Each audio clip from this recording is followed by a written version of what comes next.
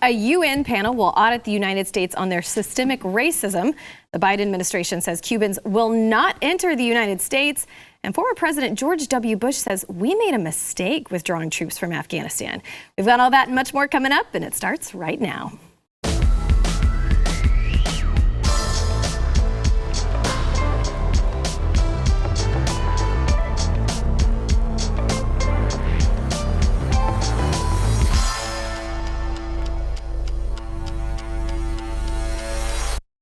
Hello there. Welcome to the news and why it matters. I'm Hillary Kennedy. I'm filling in this week. And you know what? It has been a fun week so far, and today will also not disappoint. We've got two of the greatest here at the table, and two of the best tweeters as well. So if you're not following them on Twitter, you need to. Never got that before, but I'll take it. Their tweets are so good. First guest today, Andrew Heaton. Welcome back to the studio. Thank you. The host of The Political Orphanage and also author of the new book. I love this title, Los Angeles is Hideous, Poems About an Ugly City. All true. It is delightful to be back. Thank you for recalling me and making me your leader. I'm thrilled to be here. Yes, I just wrote a book called Los Angeles is Hideous, Poems About an Ugly City. If anybody watching the show happens to enjoy ragging on Los Angeles, you will very much enjoy the book. Well, I am going to ask you about it more later, but that's some very exciting stuff. No one will ever accuse you of not having great titles. Thank you. Yes, I get that a lot too. And then Jason Buttrell, who is our head writer and chief researcher for Glenn Beck, and always a good time on the show. Thanks for being here. Also filled in on the 4-minute bus for me last week, so I owe you a favor. So thanks for being here today. All right, so we're going to start off talking about the United Nations. So they decided yesterday to set up a panel of experts to investigate systemic racism and policing against people of African descent, adding international weight to demands in the United States for accountability for police killings of African Americans and reparations for victims. Secretary of State Antony Blinken tweeted this yesterday. Responsible nations must not shrink from scrutiny of their human rights record. Rather, they should be transparent with the intent to grow and do better. That is why I'm announcing a formal invitation for UN Special Rapporteur on contemporary forms of racism to visit the U.S. So it's going to look into issues ranging from excessive use of force, racial profiling, police handling of peaceful protests, and links between racial supremacy movements and the police and criminal justice system. All right. I think Jason has some strong thoughts and feelings about this, so I'm going to start with you. Which part? I mean, I love the fact that global governments can come in here and tell us what to do, tell us how evil we are and how bad we are. You know, it sounds great. I can barely stand local government. I sure as heck can't stand federal government, so UN coming in here Jason thinks the highest level of government should be the PTA. Yes. Anything over that. Yes, that's about Revolution. it. Wow, I don't even know how they would even... I'm going to start here. How they even would start with, let's say I would assume it comes from the UN Human Rights Council or something like that to tell us how racist we are. Let's talk about who's on the Human Rights Council. I've looked this up a billion times. I can't remember off the top of my head, but I looked up some of them. like Pakistan, sure. I think it's still on Saudi Arabia, Cuba. Which when you think of those countries, you think human rights. Right. I think Russia's even still on it, right? Yep. They treat journalists just great. Right. Like, yeah. They're not racist at all or any kind of other horrible thing. They've been fine since Mighty Ducks 3. Yeah, they've come a long way. From then. Yeah, this is probably one of the more insane things I've come through. I saw this on Twitter earlier today. And there's no other way to describe it. I mean, I can't imagine what it actually is for, really, than just the Biden administration is still pandering to the left. Still trying to, we talk a lot about the Great Reset and how a lot of the world right now is transforming. A lot of it is. It's changing in the way that they want. I saw a Financial Times article, I think yesterday or a couple of days ago, where the headline was like, why the United States should really consider central planning for their economy. I'm like, what? Like, are you kidding me here? Maybe this time 30 million people won't starve to death. Yeah, maybe. We can roll the dice. One time it's going to work, Andrew. Yeah, exactly. Just one. We got computers now. It's lunacy. Well, I just am curious what gives the UN the right to audit the U.S. on racism when there are actual crimes going on in places like China that they don't seem to be focusing on. Because it says here they are going to investigate law enforcement across the world, but the resolution's references are about the murder of George Floyd, May 2020, and they're really making sure the United States is the focus of their work. Maybe maybe there's like a catching racism quota in the UN. And they're like, it's really easy to get it in America because we're talking about it all the time. We'll help you, but it's real difficult to do in China. So the low-hanging fruit is to come to America. They got to go into detention camps, so that's just a lot of work. I don't know. I can fly into LA or I can fly into the Uyghur area of China. I don't want to do that. Yeah. I'll say I'm not worried about it for this reason. It's not, I understand the use of the term, it's not a global government. The United Nations, the most powerful person in the United Nations is the person who sets the prices at the gift shop. That's the only person who has any actual power in the United Nations. The rest of the time, it's a talk shop. So like they can do whatever they want. I don't know. I think it's probably mostly just foreign bureaucrats who need a job. And they're like, oh man, Mitch is out of work. Well, we'll form a panel. Form a panel, right. Send them to Milwaukee or something. You promised who to be on the administration? Yeah. Send them to the UN. Yeah, exactly. Let them sit there. Well, so Biden, his DHS chief to Cubans, he's saying, if you're planning on making a sea voyage here, forget about it. Mayorkas says you're not entering. Let's take a listen. Allow me to be clear. If you take to the sea, you will not come to the United States. The time is never right to attempt migration by sea. To those who risk their lives doing so, this risk is not worth taking. Again, I repeat, do not risk your life attempting to enter the United States illegally. You will not come to the United States. So what's interesting about this, too, is the Pew Research Center recently did a poll and found that most Cuban Americans identify as Republican. So now you know why they don't want them coming. Right. Mayorkas comes out and says, so it just seems odd that there's been this big push for people who are crossing the border in Mexico and saying, well, let's let them stay. But then Cubans who are actually trying to flee and come here for political asylum, they're saying, don't even try it. We've got the Coast Guard out there. We're monitoring everything that's going on. So where were these strict guidelines when migrants were illegally crossing the border a couple of months ago? Jason, what do you think? Well, that was key, and he said that I think 3 times. He was like, if you plan to come here by sea, don't come here by sea. Basically, I don't know, like all they really have to. They could go by sea over to Cancun, which I think would be maybe the closest area, then travel north up to the Texas-Arizona border, and then you can come through and it'd be just fine. Like they don't care, they'll just let you in, no big deal. Mm-hmm. But for some reason, they don't want them coming through by sea up through, I guess, the Florida Keys or whatever. It's absolutely ridiculous. How many media people did you see, quoting the new Colossus, or the Statue of Liberty? Bring us your tired, you're destitute, I remember them quoting that a lot during the Trump administration. Don't remember them quoting that at all today. Mm-hmm. Pretty much because no politician, whatever they tell you, gives a crap about immigration. They don't. I can't stand any politician. I feel the same about them as I do about most governments, except the PTA. They don't give a crap. All they give a crap about is bending that narrative to whatever's going on for them at the time. Whatever is politically, fruitful at the time, that's the side they're going to jump on. And no, of course not. You're not going to get AOC running down in a white suit, crying at the southernmost tip of the Florida Keys. She's not going to do it. She's not going to help, talk bad against the Democratic, socialists, a fellow socialist regime. No way. That's why they try to come out and say, oh, they're doing it because of COVID. What a load of crap. Mm-hmm. What an absolute load of crap. Andrew, what do you think about that? Do you think that it has anything to do with COVID, or do you think that they really are focusing on wanting their freedom first and foremost? I think there's myriad reasons people would be leaving Cuba at any given time for Florida. Like COVID could be one of them, but probably the brutal communist regime that's cracking down right now would be a large part of it.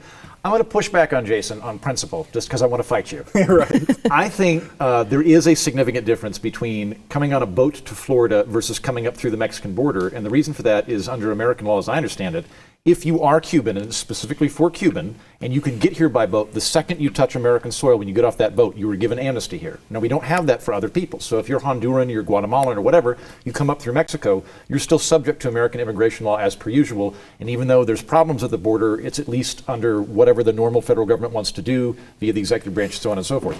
Whereas if you're coming by boat, you get here, it's over for whatever. There's no control once you're here because you are legally allowed to live here. So I suspect that features in. What I think they should do is just make a new rule. If you want to come to America and you're from any Latin American country or any country, as long as you promise to open up an ethnic restaurant, you can come here. I think that would be great. I like ethnic food. And if, like, I don't know, if a terrorist sneaks in, how good's their food? I'm willing to make that balance. Like, Turkish food's great. I'll take a couple. Oh, man. I mean, Turkish food is actually great. very good. Have you had kunefe? It is delicious. Kunefe is great. I would risk all of your lives for kunefe. You know, I will say on the Cuban thing, it reminds me a lot, and it kind of ages me, and I'm sure you remember this as well, Andrew. Right after the Soviet Union fell, we had very similar uprisings in Cuba. All over the place, all over Cuba. And that was kind of crazy about what happened. It wasn't just in Havana or a couple of big cities. It was all over Cuba, which shows that similar in 1989, 1990, when there was an uprising then, that it might be coordinated. So they might actually be getting together. And when the Soviet Union fell, one of the big reasons why they started protesting in the uprising was, I think COVID, if it has played a role, it's exasperated, how hard things are with the community. It's hard to get food. It's hard to get staples. It's hard to get anything. Mm-hmm. It was the same way back in the Soviet Union.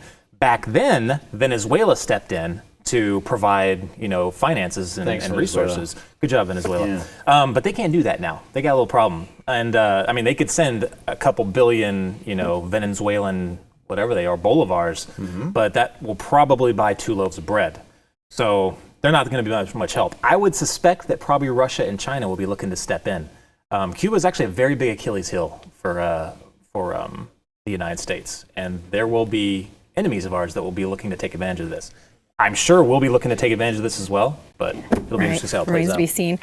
Well, really quickly, we've been hearing a lot about what's going on in South Africa this week as well. It's the most severe riots in decades to happen in South Africa, and they reportedly began when socialist operatives objected to the conviction of their former left-wing president, Jacob Zuma. So there's been rioting and looting and widespread, often xenophobic violence, and it's spreading to numerous cities. It's gotten to the point where these rioters are also keeping people from getting medical access, those who are victims. They're coming in and rioting at the hospitals. They're keeping the doctors from being able to do their jobs. They're attacking the ambulances. It's some frightening stuff. Did the ambulances provoke them? Let's hope not. It's a really bizarre thing that's going on over there. We're just finally getting more information about that, but it just sort of feels like the whole world is on fire right now, don't you think, Andrew? There's been a lot of windows breaking over the last couple of years, and apparently that's happening in South Africa. I think that, so here's a realization that I've had recently. I interviewed a guy named Adam Gopnik on the Political Orphanage, my show. He's a writer for The New Yorker. He wrote a book on liberalism, and he made a distinction between liberals, in the old use of the term, and leftists, which is not one that I had hitherto stumbled onto.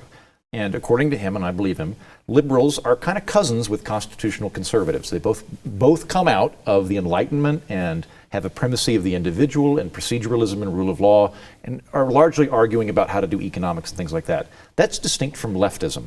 Leftism's a different species with different intellectual heritage. And leftism likes chaos because it wants to wreck the system. It thinks the system is itself fundamentally flawed.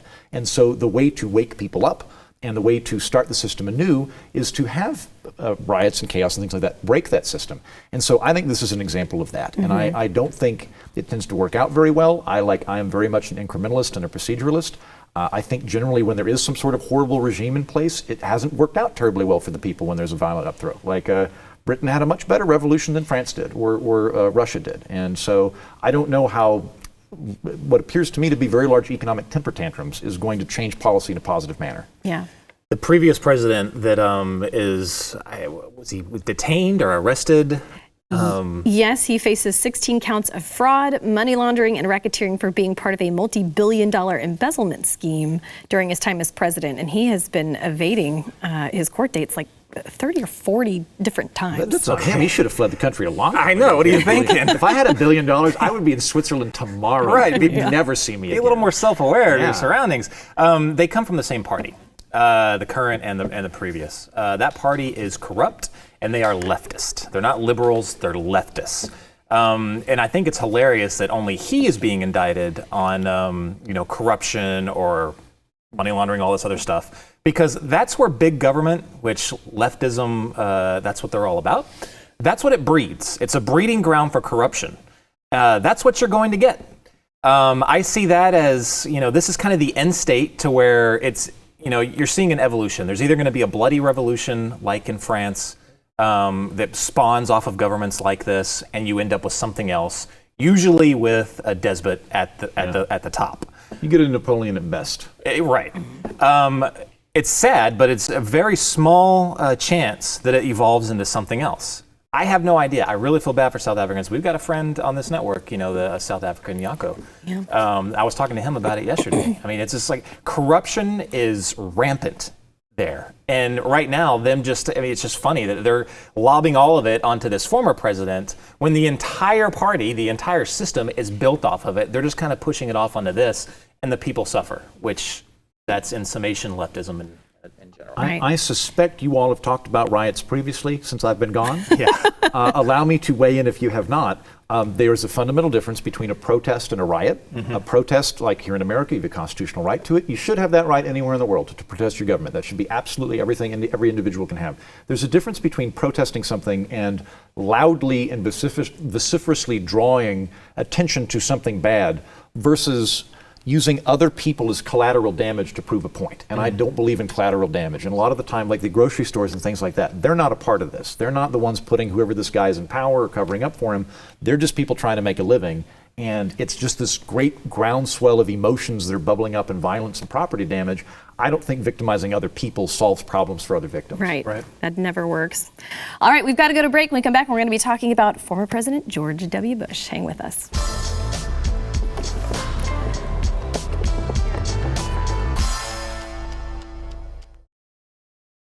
So former President George W. Bush, calls the U.S. troop withdrawal from Afghanistan a mistake. So we have a clip from an interview where he says the consequences will be unbelievably bad. Let's take a listen.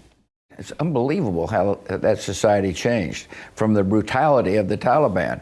And now all of a sudden, sadly, I'm afraid Afghan women and girls are going to suffer unspeakable harm. Is it a mistake? The withdrawal? I think it is, yeah. Because I think the consequences are going to be unbelievably bad. And I'm sad. And Laura and I spend a lot of time with Afghan women, and they're scared. And I think about all the interpreters and people that helped, not only U.S. troops, but NATO troops.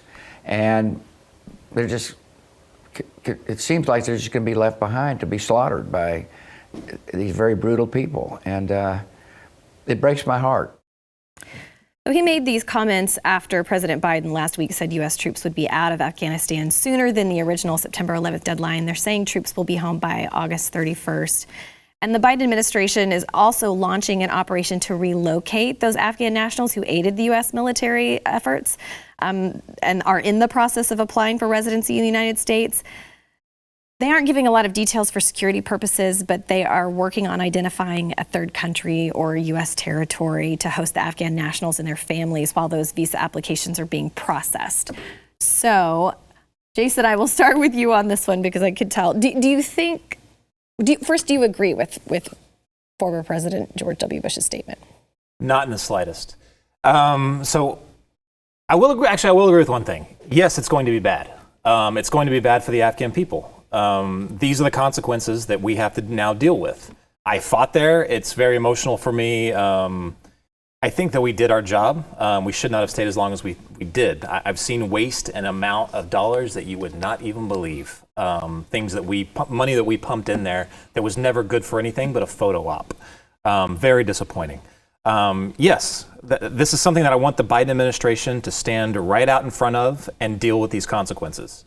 Not purely on him, because it was the former Trump's administration as well that they wanted to get us out, rightly so. But yes, there will be bad consequences. I give it 6 months to 12 months before the Taliban is in complete control. They're already taking town after town after town. They're going to get back into control. Things are going to suck in Afghanistan. Let's just not sugarcoat it. It will suck for women especially. There will be more terrorist organizations that will be training in Afghanistan. Yes, I predict we probably will have to deal with another attack. Who knows how in severity, but we will have to deal with terrorist activity from Afghanistan. Is it our job anymore? No, it's not. It's the Afghan people's job to deal with it. Afghanistan as a country is an amalgamation of about 5 different countries. It could split in an instant. Pashtunistan in the north. I can't remember all the rest of them. But it's artificial and it shouldn't be as it is right now. What does that translate to? A tyrant will always have to rule over it from within the country. That's it. There's never going to be an outside force that goes in, occupies Afghanistan and rules it, unless it's a tyrant. We're not willing to go there. Most other countries are not willing to go there, so it's probably not going to happen. So what would you say is the best way that this could have been handled? I think that our mission from the start was not defined clearly. So I think that, yes, the Taliban needed to be struck. I think that they needed to be dealt with. I think that Osama bin Laden attacked us and definitely should have been dealt with. Then it gets murky, because what do you do after the fact, after the Taliban is, punished? There's no one in the country with the power, or there wasn't, that could hold everything together. I remember in an armored convoy going up to Kabul, we stopped right outside the city.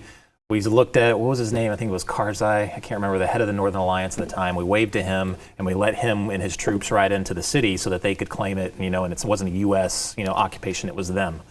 I don't think they were never ready to, fully take the reins of Afghanistan. Most people in Afghanistan, they don't want to be ruled over by anybody. They just want to be farmers and ranchers and that type of thing. Yeah, just live their lives. Sorry, I'm rambling here, but again, it is very, very emotional for me. But I do not want United States soldiers there. We shouldn't have stayed as long as we did. This is not our problem anymore. Is it our fault? That's debatable. But it's not our mission there to help the Afghans continue, hold their hand and running their country.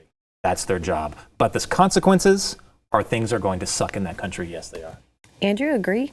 I was going to say almost exactly that, but I decided at the beginning of this that I was going to fight Jason, and I'm going to stand by that. So instead of saying exactly what Jason said, minus a tour of duty, which I never did, I'll say this. Look, I think everybody loves the British Empire. And if we learned one thing from the British Empire, it takes about 300 years to subdue a population to the point where they become docile and learn cricket. So we have 280 years to go with Afghanistan. We're pulling out way too early. They don't know cricket sufficiently well. We should remain for another 280 years, like George W. Bush wants. That's true. I don't know cricket, so. Yeah, see, if the British should just hold on to us for another 50 years. Yes. Right. Well, we've got one more kind of serious story for you here. The Biden administration, they are dealing with the fact that the Iranian government has directed, allegedly, followers to kidnap a writer and an author here in the United States and take her back to Iran. These intelligence officials have been working to keep her safe. They've been sitting out in front of her house for weeks now. They conspired to kidnap this journalist. She's a journalist and author and a human rights activist for mobilizing public opinion in Iran and around the world to bring about changes to the regime's laws and practices. It sounds like a movie plot, does it not?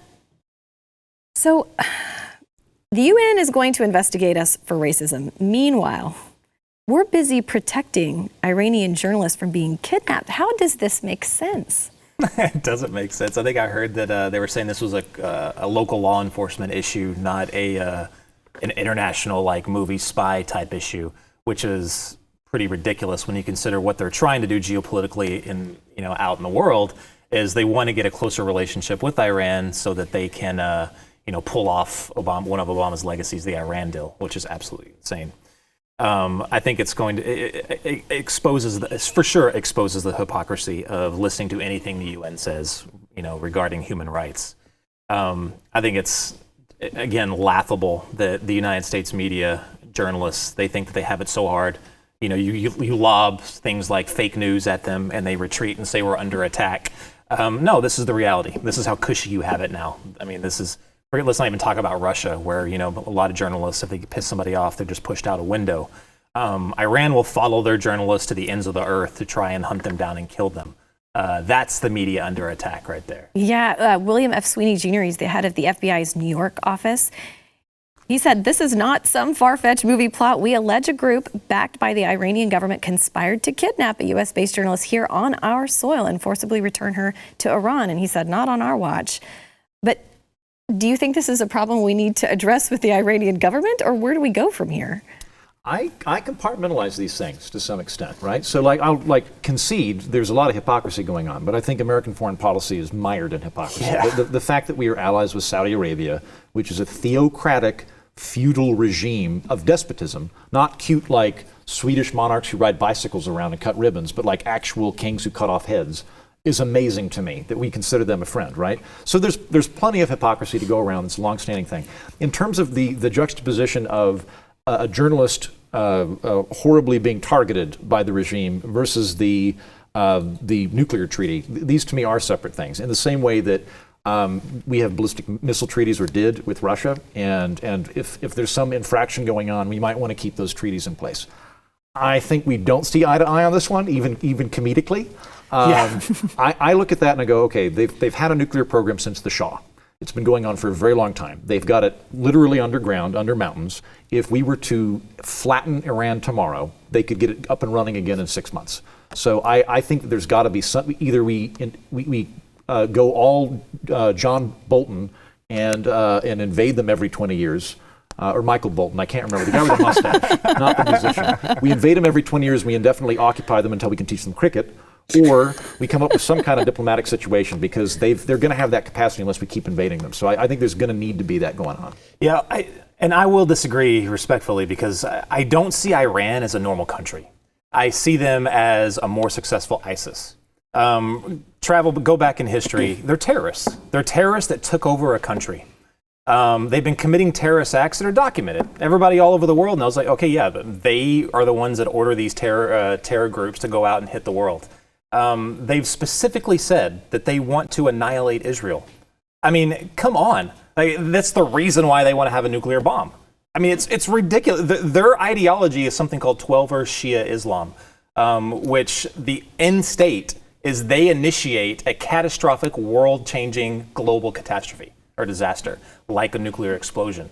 That's what Khomeini is all about. That's what all of the mullahs underneath him are all about. This is not a normal country. This is a terrorist organization that hides under the banner of a national flag. It's absolutely insane. And I will agree with you, I'm not for invading every other few years. I'm not for that. I don't really know what the heck, and I wish a lot of politicians would say the same thing. I don't know how to deal with them. At this point, I'm all for just saying, go no further. We won't step inside, but we're going to hinder you at every step of the way in the rest of the country. Maybe not personally, but we will support people that are around you that will, continue to do that. But yeah, if any regime, like North Korea, I see North Korea as very, very smart at what they do. They're very, very crafty in giving the appearance of crazy, but somehow always getting what they want.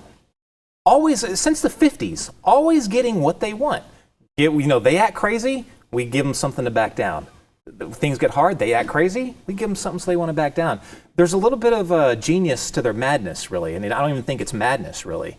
But Iran scares the crap out of me on things like that. I'm friends with a guy named Michael Malice who makes the point that when you rob a bank, there's one type of people that fires a gun into the air, and there's another type that fires a gun into a hostage. Mm-hmm. And he would put North Korea in the gun in the air category. I don't know how he feels about Iran. Exactly right. I think you'd put it in the gun in the hostage category for Iran. Yes. Yeah. But are they interested in forming a cricket team? That's really what's... We got to know. And we got to know how good their food is. Right, exactly. Right. All right, we got to go to break. We'll be right back to talk about inflation.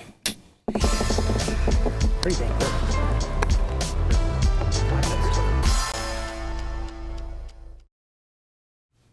So if you've tried to rent a car at all this summer, then prices have just been going through the roof.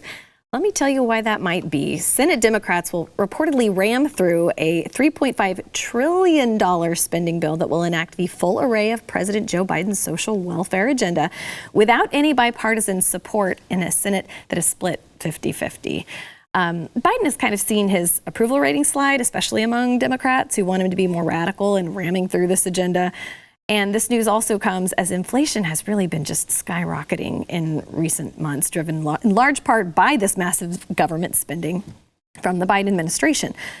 So let's talk a little bit about that inflation. There is a tweet that the Washington Post economics correspondent Heather Long tweeted out. It's a list of items with their inflation rates.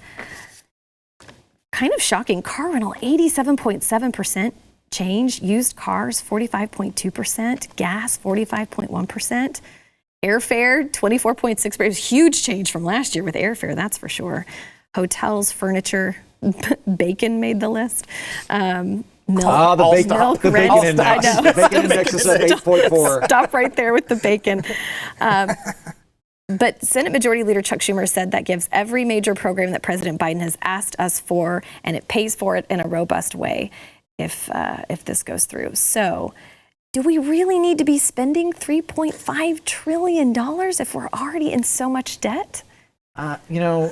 The Federal Reserve has ordered our currency to not have more than 2% inflation. So it can't go above that because it's been ordered by the Federal Reserve. I think we should put the Federal Reserve Board in charge of humidity because I don't want it above 50% at any given time either. And apparently that's how that works. And so, Jason, do you think this is what we should be doing as inflation is just it's going through the roof? No. All the things the government tells you they want to pay for, personally, I think everyone on the table knows me pretty well. I think there's a private organization that can do it a whole lot better and a whole lot more efficiently. Problem is we don't have anybody in Washington, D.C., no party, sadly not the Libertarian Party yet, that can figure out how to convey this to the American people. Give leftists, I don't think you can say liberals, give leftists the credit for being such good PR people to where they can spin it to where, hey, let us do all this for you. It's better for you. We know better. We know we're better managers of your money. We've got the loudest feelings. We have the loudest feeling. It's always about the feelings, you know what I mean? And they know all the right buttons to push so that you think anyone that doesn't agree with them is a racist bigot for not wanting those for not wanting these trillions. Good gosh, trillions of dollars. We don't even think about it anymore. $1 trillion. Like we did a show not too long ago of just like showing a trillion, what was a $1 bill and a $100 bill stacked on top of each other, how much money that was. I mean, it goes all the way out to the moon. It's ridiculous. Now we throw, what was that, over 2 trillion, 2 point something trillion dollars? 3.5 trillion. 3.5 trillion. Add another trillion on there, it don't matter. None of this matters, guys. Because, first of all, we run out of money, we can print more. Just print more. And if that's a problem, we'll just do price controls. So we'll just have the government. Price controls, we'll yes. have the government say, I'm finally going to concede, Jason has convinced me, inflation's horrible. Inflation's horrible for two reasons. It's horrible ideologically because inflation is taxation without legislation. Yes. Inflation is when either purposefully, a lot of the time, or inadvertently, as is happening right now, the government devalues currency. So rather than taxing you directly, where it's at least being debated, it's done through a backdoor mechanism, and it's the exact same thing. It affects you the exact same way. The other reason that it's bad is not just that it's, I think, counter to the idea of Republican rule that we have in this country, but it also disproportionately impacts people at the bottom of the social economic pyramid, right? So it affects everybody, right? But if you're at the bottom, you're probably getting paid a certain salary that is not going to keep up with inflation. And people at the top know that this is happening, which means they actually benefit from inflation. They're going to be able to get a windfall out of this. If you've already got a house and you've got a low interest rate locked in, you're going to do quite well in that because you're going to be able, it's not going to affect you, right? But for everybody that's not at that level from mid or up, it's going to negatively affect them. So I very much sympathize with and oftentimes endorse welfare measures. Like I think we need a social safety net, but we have to do it in a very smart way, where it's not going to be something that we're flinging at a problem, but we're taking into effect all of the collateral damage and downwind effects that are going to happen, and inflation's one of them. Well, piggybacking off of that, there was a poll, and it revealed that 1.8 million Americans have turned down jobs due to their unemployment benefits. I don't know if you guys have noticed how many help wanted signs are in the windows of every restaurant and grocery store, but I was on vacation last week and saw them everywhere. Oh my gosh, there's a restaurant that we try to go, I won't say it on air, but there's a fast food restaurant that we like to go to. It used to be open during the day, because why wouldn't it be? But now they've closed it, and I was like, what the heck? So I was pissed. I couldn't open the door, so I knocked, and someone finally came looking annoyed. And they said, oh, it's not for, because I thought it was about COVID lockdowns. It's like, seriously? We're not past this already? And they said, no, it has nothing to do with that. We just can't get anybody to work during the day so that we can operate and open the store. And that's multiple. Like, they're adjusting their hours. Yes. They're knocking off multiple hours at the end and start. It's insane. That's why 26 states opted to cut those emergency benefits because they wanted people to go back and be incentivized to take jobs. So of the people actively collecting unemployment benefits, 29% said they turned down job offers during the pandemic. 45% of that group said they turned down jobs specifically because of the generosity of the benefits. So we should just take away their benefits. The people that said, yes, that's why I'm not working. Pull theirs. Everybody else can keep it. So those benefits, it's not just unemployment, it's enhanced unemployment. So if you lost your job, and so you don't have your job, let's say you worked at some fast food restaurant, those jobs are open now, but at the same pay scale that you were making. Well, the problem with the enhanced benefits it's that money plus more. Right. So it's more beneficial for them not to go back to work because they're making more money just sitting at home collecting those benefits. Also assuming that they're working, they're not doing any below the counter work either. Yeah. Like this, I'm torn on this thing because like during the height of the pandemic, I was like, we should be giving out stimulus checks. We should be doing these things. I thought that this is a unique phenomenon wherein there is a legitimate government role to attempt to create a social safety net to soften the blow, particularly if you're ordering people that they can't go to work. It made sense to also compensate with it. So I like that. By that same token, though, like I know a lot of people who like have been working and collecting unemployment checks and are now making more than I do. And I'm like, I'm not wild about that bit. If we can figure out a way to help people but not let people, and I kind of was like, guys, this is why people don't like unemployment, because of what you're doing. Well, I'm from the side of this really pisses me off because from my view is the government had no say whatsoever to tell these companies that they could not go back to work, that you had to shut down. Right. That was not in their mandate. They had no right to do that whatsoever. Let's say that it's national emergency. They declared national emergency, which gives them limited powers that they can do that at the time. Well, you have to show your work. That's not, you can't just say, okay, we're doing this for 2 weeks, 3 weeks, 4 weeks, going out into years or whatever. You have to you have to show the receipts. You have to show why that was still, there's a reason for that. They never showed that, right? So the government not only overstepped their authority there, now they're making it even worse by enhanced employment benefits. So the people that they shut down, now they can't even get employees. And the government's always the bad guy, especially here. Well, I think for the people that aren't working now, go get that job now because they're going to start filling up once all the benefits and everything starts to run out. So go get you a job. All right, we come back. We're going to talk about Jackie Chan. Oh, stay for that. Yeah, really interesting. I'll fight him. Now that he's like 7. If you've been a fan of Jackie Chan movies, this story might really interest you. So Jackie Chan says that he wants to join the Chinese Communist Party. During a Beijing symposium celebrating the Chinese Communist Party centennial, he sang the praises of the party. He said, "I am jealous that you are CCP members. The CCP is really great." He said, "The CCP's promises don't take 100 years. They're fulfilled in decades. I want to become a CCP member." Really bizarre, considering when he was younger and he was an up-and-coming actor in the early days of his career, he was actually very outspoken about Hong Kong's freedom, even performing in a concert for democracy in China, a fundraiser to benefit students involved in the protests during that time. But then in 2019, recently, when the New York Times asked him what he thought of the recent pro-democracy protests in Hong Kong, he said, "I don't know anything about it." That's frightening. I'm just curious, do you think he actually supports the Chinese Communist Party, or do you think his family is being held hostage somewhere? I have a lot of faith in Jackie Chan. And I think, okay, if you were going to take over China, first of all, who could do it? Jackie Chan could. If you were going to do it, would you fight every single person in China? There's a billion. He could still do it, but it would take a long time.